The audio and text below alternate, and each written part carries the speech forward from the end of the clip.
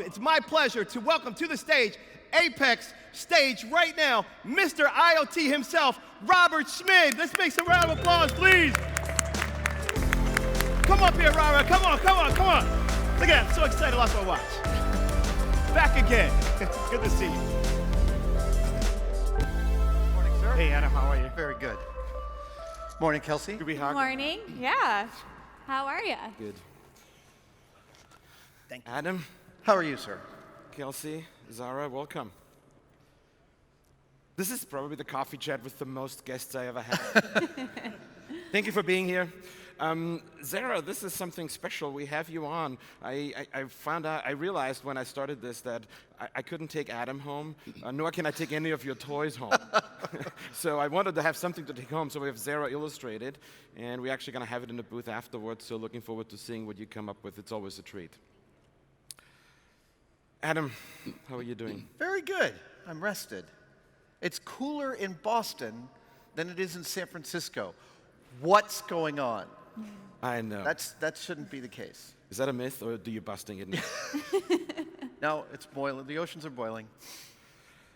The oceans are boiling. I like to wanna start say off it's on a fake. high note. I'm sorry. I'm going to just go off of that. So I have a question for you. Mario talked about all your different titles. Many people might not know this. Before Mythbusters, you were in films, you made props, Galaxy Quest, you have no idea how much I want to talk about that. Yeah, about a dozen feature films. Galaxy Quest is the only film I worked on that I would watch again. But in film industry, you're almost always working on, I worked on Star Wars episodes 1 and 2. I'm sorry about those. I worked on the Matrix sequels. I'm sorry about those too. I don't want to admit how many times I've watched Galaxy Quest, so I'm going to leave it at that. Okay. My question for you is something different. When I read Wikipedia, when all the titles you have, how do you wake up in the morning with all that creativity, all these thoughts in your head, and do one thing afterwards? I mean, how do you do that? Is that a new question for you? The perception is not the reality. I'm just doing one thing at a time. I've been lucky enough through the success of Mythbusters and through the arc of my career to have put together a really, really amazing team of collaborators. So I live in the Mission District of San Francisco. My shop, my cave, is about 2 blocks from my house, and that's actually also where tested.com, my website, is. So my whole team and I get together every morning, and we'll shoot a build. We talk about a fundraiser that we're doing. We talk about a conference that we're going to or a con. And then we proceed to, build the content in the various platforms that we're doing. But it's not a singular effort at all. There's about 10 people I work with on a daily basis. So the team actually The team makes me seem really smart.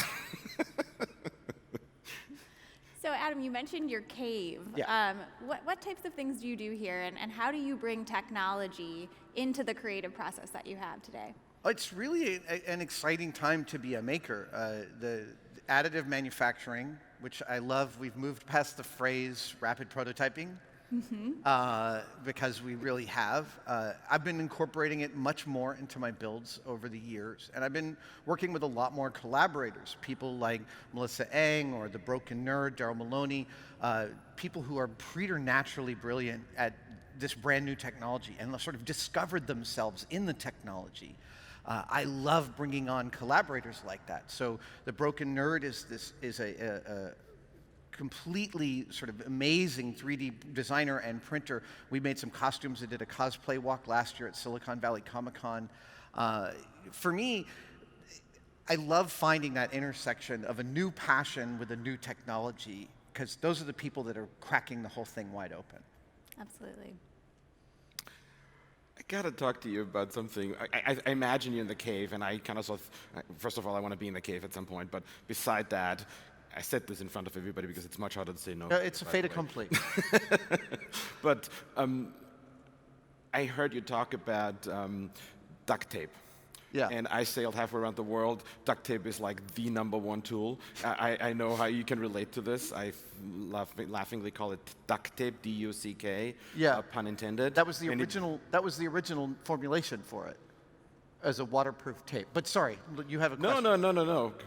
But my question for you was, so you talked about the idea when you talked about duct tape. Can you tell us like the first show you did with duct tape that you came up with? So we talked about this when I was in Maui, actually. I want to give this some context because I just came out with a book last month called Every Tool's a Hammer, and it's a little philosophical, it's a little autobiographical, and it's a little instructional. I have an entire chapter on glue, and specifically on the 8 or 9 glues I use on a daily basis and why I use those glues. But the opening of the chapter on glue is that I hate glue.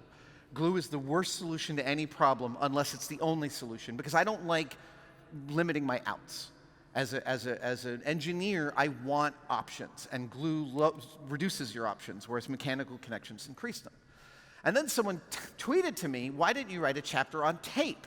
And I thought, what an idiot, I could write a chapter on, so I started. I'm probably going to be in the next book. But my chapter on tape begins with, I hate duct tape. And it's not that, I hate duct tape itself. I love what duct tape represents. So for Mythbusters, Jamie and I always thought it was funny. We ended up doing 3 or 4 separate complete episodes. We used over 85 miles of duct tape in 13 years. But neither of us 85 miles? 85 miles. How many rolls is that? I have no idea. And who was tracking that? What's that? And who was even tracking that? There is some poor intern in Mythbusters was produced out of Sydney, Australia, and there was some poor Aussie intern who had to go through every Mythbusters episode and sort of like how many, because we would say at the end of making a boat that was 85 rolls of tape. Mm-hmm. This was 75 rolls of tape.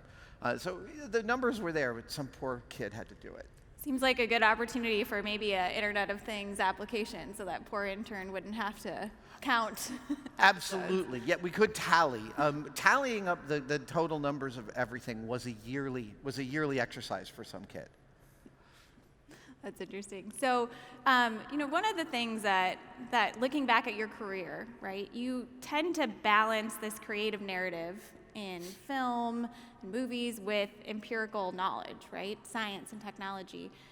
Any guidance for how to kind of communicate to maybe a more creative audience why it's important to think about the hard facts, science and technology, when you're approaching problems or when you're thinking through problem sets? That's a lovely question.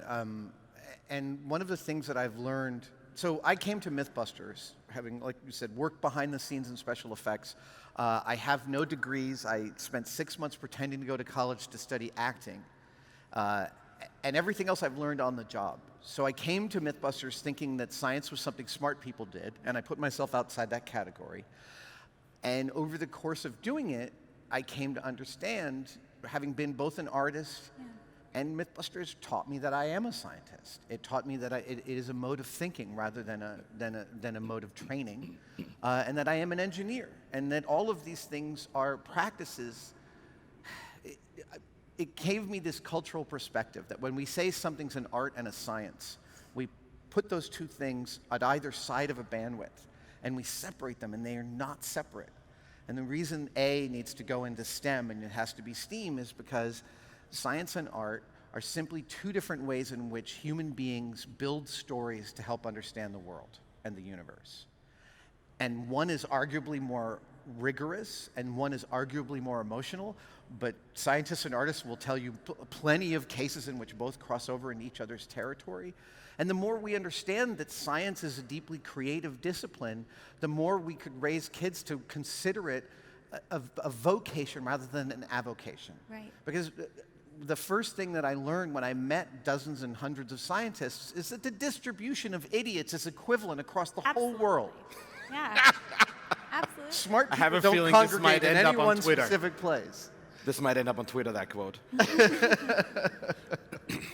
So yeah, to me, the understanding, and then it called back that I'd read it 20 years before when I read Zen and the Art of Motorcycle Maintenance. Robert Pirsig says, the step of the scientific method of come up with a hypothesis is a deeply creative act. It is like paint a painting. That is effectively what it's asking. Mm-hmm. And to me, that's a great story. Once I understood that, and it took me 10 or 12 years of making Mythbusters to get that. It was very late. But once I did, that understanding informs all the storytelling that I do. Because unfortunately, in America, our culture is, when we study science and engineering in high school, we're taught that it is a group of facts to memorize. And facts are not knowledge. Facts are simply things in and of themselves. Only when you put them into a context or into an order or into a narrative do they start to make sense. And so all of the things we understand about physics and the universe are facts we've assembled in certain ways, and there are people who go out and assemble them in different ways and say, here's a different picture, and that's a different narrative, and now we have a different story. Yeah, absolutely. As a physicist, I can relate to that 100%. I have to tell you, we went from this Mythbuster laughing about stuff to immediately this sort of really personal thing about, you said it took you 10 to 12 years to kind of reconcile your artist with your scientist. Props to you, it's still taking me time. I still feel like an idiot, and the more I learn, the more I know I'm an idiot. How can people accelerate this thing where they bring together the creativity and the science? Because you're so right. I find this all the time in business, in IoT projects. You know, there's always a creative approach to really deep technical problems. How can people get faster to that space and not have to wait 10 to 12 years? I think I have an answer to this. To me, that's a really, really difficult question. But I think I have an answer, and I think it's about point of view. So every one of us has had the experience of working with somebody else who has a really clear vision. And they're implementing their vision, and we're helping. And then all of a sudden, within that, we're helping them with their vision. We have an opinion about what's going on. And the moment that little flag on the mental mailbox goes up, it means that we have a point of view. And once we have a point of view, we have something important to contribute. And this was a muscle I developed on Mythbusters. We were regularly engaging with material and with concepts that Jamie and I had no experience with. Jamie has a major in Russian studies with a minor in library science. He's wholly unprepared for his life. And you tell him this all the time, right? Yes. But the fact is we would read about viscosity and learn that it's called tribology, and we would start to talk to experts about it. And then at a certain point of getting yelled at by people because we're coming to them with the wrong frame entirely, we'd go, wait a minute, maybe this is about this. And the moment either of us had a point of view, that was where the episode really started to roll. And so it is this thing where you can look at a discipline, like, you know, whether it's developing stuff for AR or whether it's painting a painting, and you don't know where to begin. There's always something that you have a point of view on when you do enough research. There's always this, you have an aesthetic point of view, you have a, hey, what about this question that I haven't seen answered in the literature I've read? The moment you have a question that hasn't been covered by your first pass at Wikipedia, something interesting is happening. And in my regular experience, when I then talk to scientists about that field, I was talking to them about something that was kind of often out at the edge. And respecting the fact that once you have a point of view, you have something to contribute. It gets past our imposter complex, right? Because that, I mean, Jamie and I were astounded when the show was first successful, like the second or third year. We would go out and we'd meet scientists and engineers, and they would treat us like peers. And we were like, why are they treating us like peers? We are but dumb. And then we realized deeply that it was about that point of view of, oh, I'm interested, and I'm interested enough to chase this thing down the rabbit hole. So that ended up being what my book was all about, was how to take those things you can't stop paying attention to and feed them until you find something really interesting. And to me, that process could be cosplay, because my personal hobbies, actually I submit that all of our personal hobbies are weird. They're all surpassingly weird, and they're indefensible. Unique. They're unique, sure, that's a nice way of putting it. But examining those things is where we find ourselves, and it's where we find what we have to contribute. I put a bunch of my hobbies on here. Sorry for those quads, I enjoy them. So It's nice toys. What would I see if I put these on? You would see that quad flying around, and I'd get fired, or I'd get kicked off the stage because it'd fly out there. Okay, good. Adam, you know, what you're saying kind of reminds me of just like a theme of curiosity, right? As long as you nurture that curious self, it seems to kind of incite some of this being on the edge or poking around here and there. How do you nurture yours? What do you read? What do you, look at and look outside to get some inspiration and start your curiosity? Everything. I've been really lucky on Mythbusters. I mean, it gave me this incredible education in. So now when I read a headline about some new science discovery, Mythbusters has given me the perspective to read the abstract and then read the paper and actually have sometimes an opinion about the rigorousness of what I just read. And I've certainly actually even written. So there was this study in Seattle by these guys who figured out that distance can equate to blurriness in terms of our ability to parse an image. And this is important for eyewitness testimony. Right. So they were doing things where they were doing, 1, 2, 3 pixel Gaussian blurs on images, and then doing experiments with distance from subjects, and found that there was a great equivalence. And I read this and I thought, but what about movement? As soon as something moves through the light, I'm getting all of this topological detail that I wouldn't from a blurry photo. I'm getting more information. And so I wrote to the guys who did the study, and I was like, have you considered movement? And they effectively wrote me an email that said, stay in your lane, TV boy. And I'm happy to say that I felt enough of my own oats from doing Mythbusters to think, yeah, you guys can go to hell. Yeah. Look up, who else is doing research in that space and shoot that hint over to them. I want to go into this curiosity some more. I'm sure you've been asked a trillion times, what's your favorite Mythbuster show? And that's going to be my last Mythbuster question. I want to know, what's the show you didn't get to do? Oh, so if it was spectacular, Discovery was a great partner. And we eventually got to do almost every really complicated myth that we wanted to do. I mean, if time and money and resources were no obstacle, we would have gone to the moon and taken a picture of the Apollo landing site to show that we'd been there. But barring that, there was a story that I wanted to do in the beginning that is no longer necessary. I wanted to test vinyl versus tape cassette versus MP3 in a car, in a house, in a concert hall. I wanted to test all the high fidelity myths that were around when I was younger, like green around the CDs, or I wanted to test there is a company that makes speaker cables that cost $20,000 for a 6 or 8 foot length of speaker cable. And it's full of all of this malarkey, angel wings and kitten paws and whatever other. Fairy dust. Yeah, exactly. $20,000. So to me, this is an entire company of thieves. They are robbing people. They are lying to them. They are effectively psychics cleaning out old women of their bank accounts. And I wanted to test $20,000 speaker cables against coat hangers, because I guarantee you there's no difference. And Discovery was like, audio myths, nah, we're not that into it. And then CDs went away, and vinyl is making a comeback. Even tape cassettes are making a comeback, but I'm not sure that's a good thing. What do you listen to at home then now, today? Music-wise? Yes. Do you listen to vinyls or CDs? It's streaming? all, yeah, I listen to MP3s, and I'm old school, so I actually like to keep them on my phone, which makes my interface with Apple a nightmare, because Apple wants me on the cloud, so they make it really hard for me to do what I want to do, which was listen to music on my phone.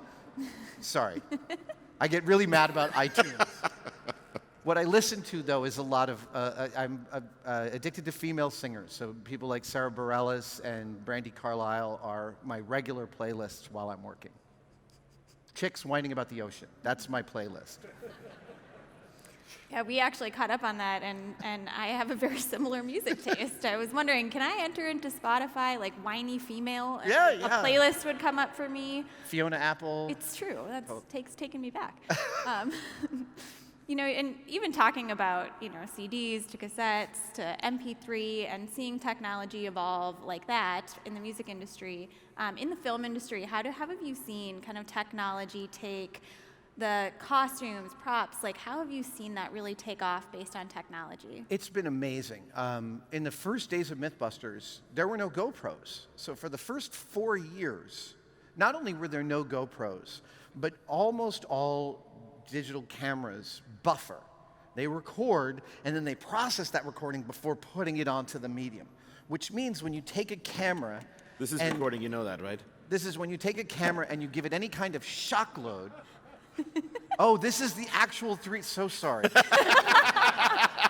It's okay, it'll look good. It'll look really good, it'll be special.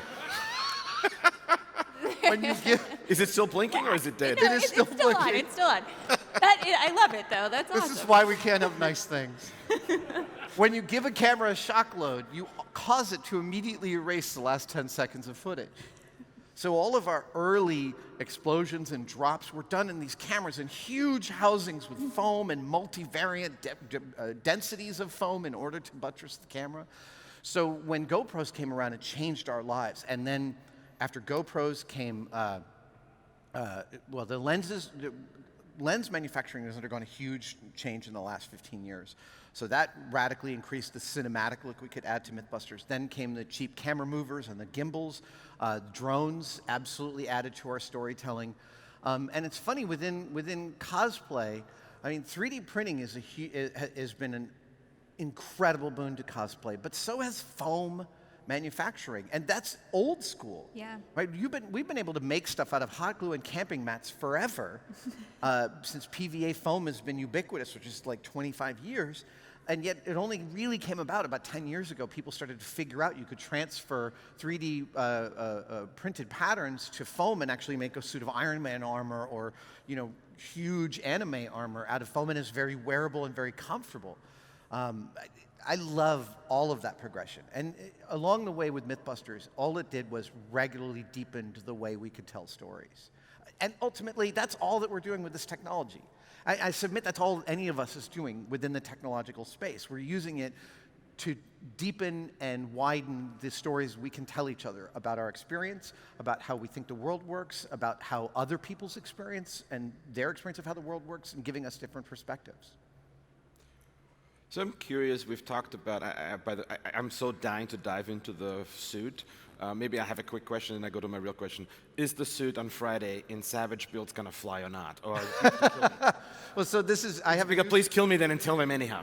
I have a new show on on Discovery Channel coming out this Friday at 10 p.m. after BattleBots. It's called Savage Builds. It's an absurd engineering show, 8 episodes, different collaborators with every episode. So in one, I worked with Adam Stelzner from Jet Propulsion Labs. He's the guy with the Elvis haircut that is one of their lead engineers, to build a World War II munition called the Panjandrum, a giant 3.5-meter spool with dynamite in the middle of it that was supposed to roll over the Normandy beaches to get to the seawall. Tori Beleche came on the show, and we had a food fight with a minimum distance of 100 feet. And it turns out I built this very successful machine gun that shot hot dogs. And they didn't fly well until I lubed them up with ketchup. And it turns out that a ketchup-lubed hot dog, when it flies 100 feet, leaves this hilarious little sphincter mark on chef whites. But the first episode is Iron Man. And I got permission from Kevin Feige, the head of the Marvel Group, directly, to have access to the original Iron Man Mark II files from the first Iron Man movie. And we 3D printed a suit of Iron Man armor out of titanium. Does it fly? Hold on. It turns out that when you 3D print titanium, you can actually attenuate its grain structure so that it's far stronger than plate or billet titanium. And we fired guns at it, and they slid right off of this armor. So I didn't realize that would be the case. So I brought really lightweight guns. I brought a .22 caliber, and then we brought a 9mm and a .45, and all of them just like sprayed off of it. And yes, we did get it to fly. Yes! My friend Robert Browning is the inventor of the gravity rig, which is 1,000 horsepower of jets that he straps to his arm. He taught me how to fly in this rig, and it is really difficult to learn a complicated physical skill when you only have 2-minute windows within which to learn before you have to refuel. So I have to tell you, when I sat in a meeting where we talked about our augmented reality experience for a factory, and I thought making rubber ducks was crazy, my team will hate me when I come after this speech with all the ideas you have here. This is gonna go nuts. So I want to take this to the IoT side now. We talk about all these myths and all these different things. One, what do you think about Internet of Things and connecting things and so forth? What's sort of like the biggest myth for you?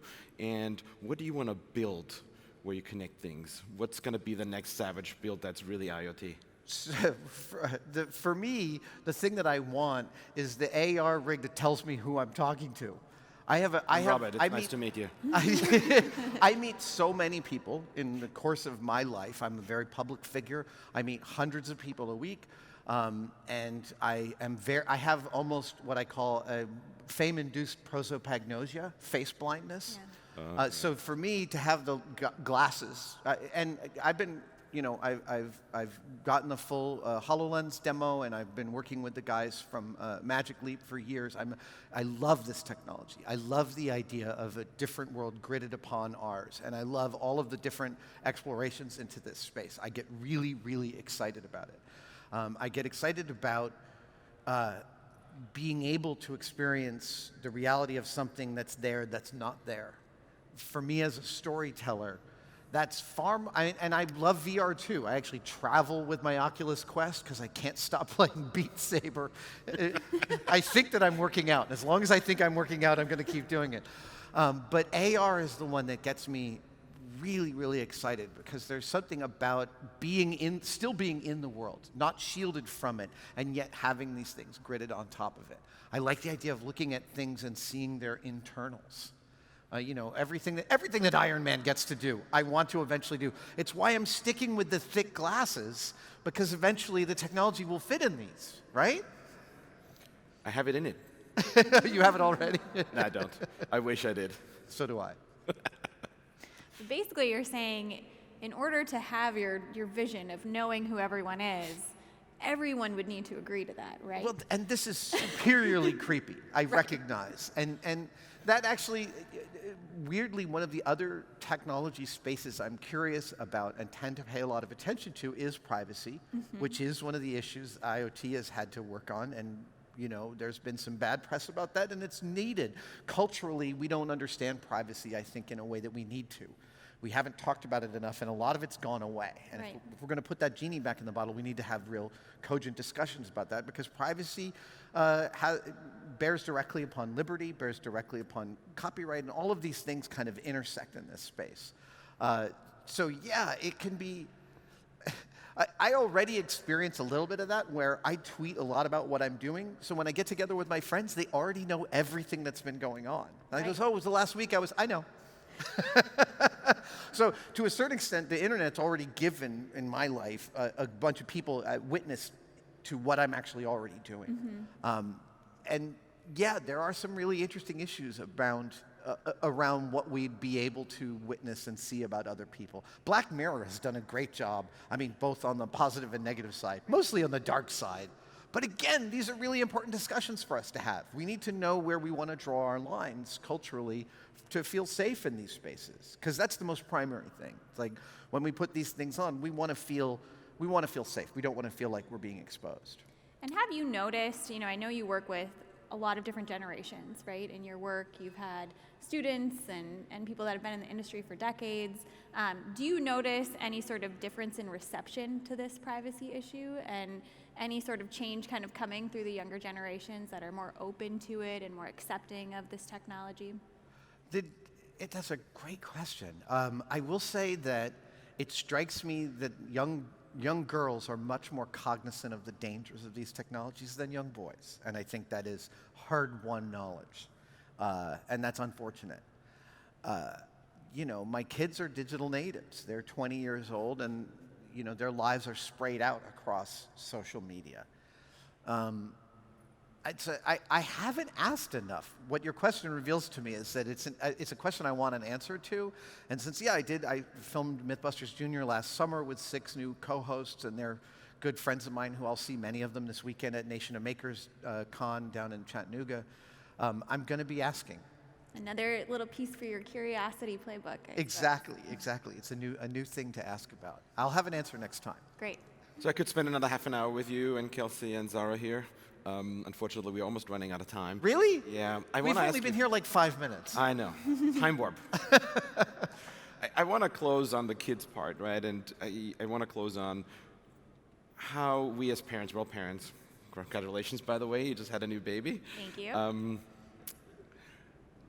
How do we get our kids to be as excited about science? I'm afraid it's going away. What can we do? What can I as a parent do? What can everybody here as a parent do? What's your advice? Get out of their way. Every kid is a natural scientist. Really, every kid is a natural scientist. They want to know how the world works, and they're paying close attention to whether or not we're curious and how we're satisfying their curiosity. I was very lucky. I was superiorly privileged to be born into the time and space and parents that I was born to. The lottery of my birth is fabulous, and my parents engendered and encouraged my curiosity.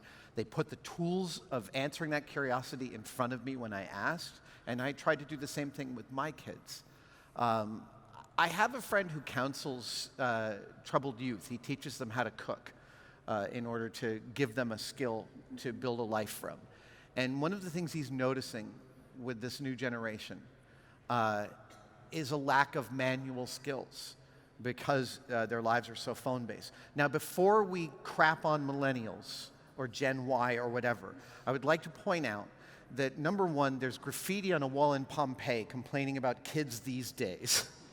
So it is a universal human condition to poop on the new generation. Second of all, I don't think we have left much of a world for this generation, and I don't think that we should be proud of the world that we've left for them, and so I don't think we have a lot to say. However, it is really vital if we are going to train a generation or subsequent generations of digital natives to be able to participate in their world, in our world, that they learn how to, the tools of that manipulation, that we put those tools, rapid manufacturing, in front of them, that we satisfy their curiosity, that we teach them the stories of science instead of the facts of science, that we engender our teachers to be able to do that so that they're not teaching to tests, they're teaching their students. So, naturally curious and get out of their way. Yes. Love it. Adam, thank you so much. I want to leave you with a pair of socks. Oh, which excellent! people can have with ducks. I love duck socks. You know, I think of creativity a little bit. There's the comic book we made, and this Fabulous. is for you too. Thank you very much. Thank you. Thank you. It was great having you, and Kelsey? please protect me from my team. They're gonna. More ideas. Thank you, Kelsey. Thank you, Zara. Thank you. Thanks, guys.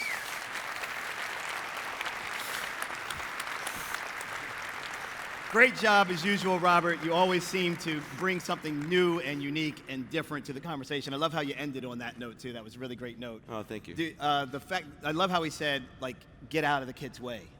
You know, we as parents, we often want to say, no, don't touch that. You're going to burn your hand. It's like, yeah, you know, we need to let kids and be curious as long as it's not going to, you know, really hurt them.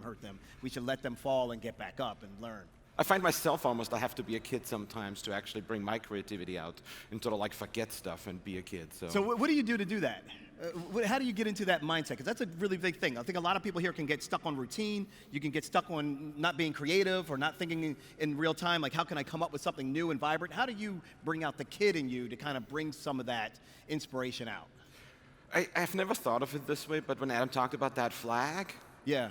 it's about recognizing the flag and not sitting and thinking, well, you know, that's been said already, or I don't matter, or something like this. It's about like, oh, there's a flag, throw it in, and give a space for people to throw their flags in. Nice. And then that becomes sort of like, you know, you get a bunch of ideas. Yeah. Just be brave, and nothing is silly. I mean, weird is unique, really. Yeah. And I think of it that way. And I think if you can lean into your awareness, the more you know, I call it illogical combinations, the more that you can bring peanut butter and jelly together. Someone at first thought peanut butter sandwiches were just the greatest, and jelly sandwiches were just the greatest. And then someone was like, peanut butter and jelly, and it just takes off. So I think illogical combinations, so being more comfortable throwing your flag in there and not worrying about it, you'd be surprised at what can come up from your energy that you're putting into a space. Now, you know what? I have to do the obligatory thing, right? We have to do this before I let you go. All right, here we go. Ready?